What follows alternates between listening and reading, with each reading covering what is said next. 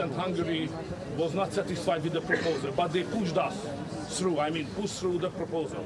So Hungary and Poland was totally left out of that. So after this, there is no any chance to have any kind of compromise and agreement on migration. Politically, it's impossible. Not today, generally speaking, for the next year.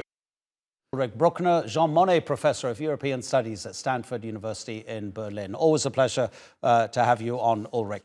So we've got Hungary's Prime Minister who, since the start of the war in Ukraine, has never allowed a single weapon for Ukraine to pass through his territory. He also doesn't like the fact that he has to take Ukrainian foodstuffs, as ordered to by the EU, into his country because he says it negatively affects his farmers. We know he's historically been very anti-migrant.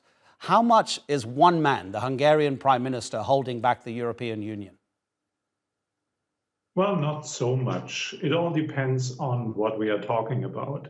And in that particular case, we only see something like the result of an informal summit that will make a declaration. The declaration is not binding. It's only announcing what the next steps are going to be. So he's basically making noise. And this is something he has been doing before. Sometimes he even tries to blackmail the European Union. He mingles NATO issues with EU issues, and it all boils down to money. Because at the moment, the European Union is in a fierce discussion with Poland and with Hungary about values and core principles. And it has changed its toolbox to enforce discipline on countries that deviate from what is considered to be the norm and the core principles. And therefore, the EU can freeze transfers from the EU budget to Hungary, and that's what it's all about. Yeah, absolutely. Those two countries owed hundreds of millions of euros, I believe, from Brussels. In terms of the war in Ukraine and the issues that are happening with migration, those are probably the two biggest challenges that the EU is facing. Again, Orban and Morawiecki, if that's the way you pronounce the Polish Prime Minister's name, how much are they denying the majority EU opinion in terms of the future direction? Well, there are very different discourses in each and every member state.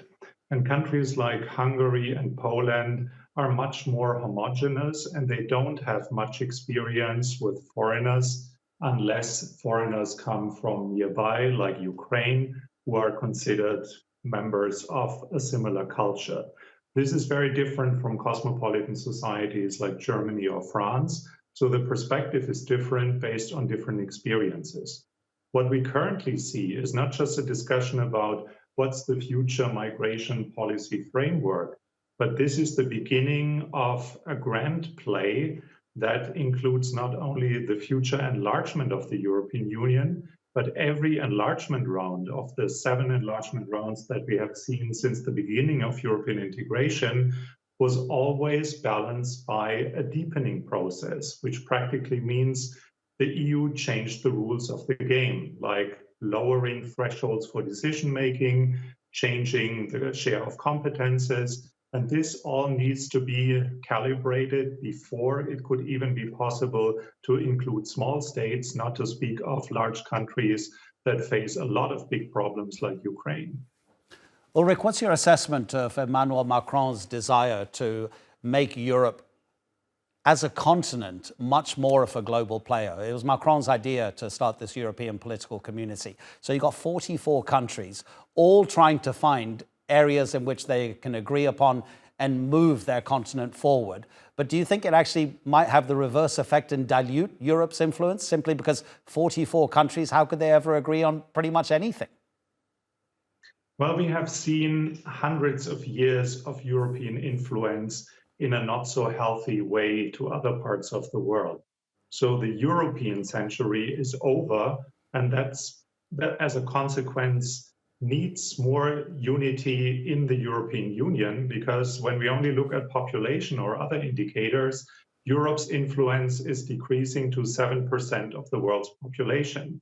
And it's also shrinking and aging, which means that Europe will, in the long run, be something like a retirement home, and retirement homes don't define the rules of the game in a geopolitical changing world. Ulrich Brueckner, thank you so much. Ulrich, have a good weekend. Thank you, and you.